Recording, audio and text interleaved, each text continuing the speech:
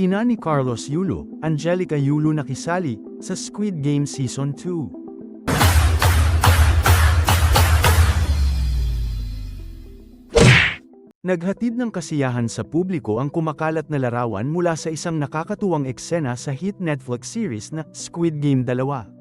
Ang larawan ay ipinost ni Miss Everything sa kanyang Facebook account, kung saan makikita na ang mukha ni Angelica Yulo, ang ina ni 2 beses na Olympic gold medalist na si Carlos Yulo, ay inedit at inilagay sa karakter na ginagampanan ng kilalang aktres mula sa South Korea na si Kang E-sim. Sa Squid Game 2, ang karakter ni Kang E-sim na si Jeon-ja o Player 149 na ay isa sa mga pinakamatagumpay at ikinagugulat na tauhan. Nakita siya sa mga mataas na tensyon at kapana-panabik na eksena ng serye, kaya't hindi nakapagtataka na naging paborito ng maraming manunood.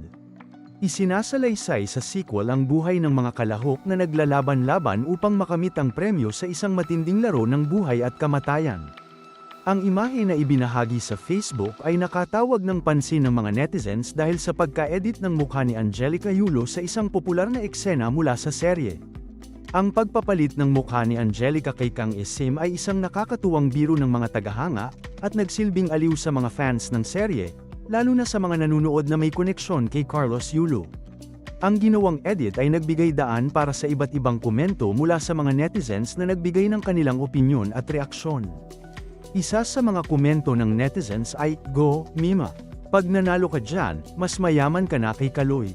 Tinutukoy nila rito si Carlos Yulo, na kilala bilang isa sa mga pinakamahusay na gymnast sa buong mundo.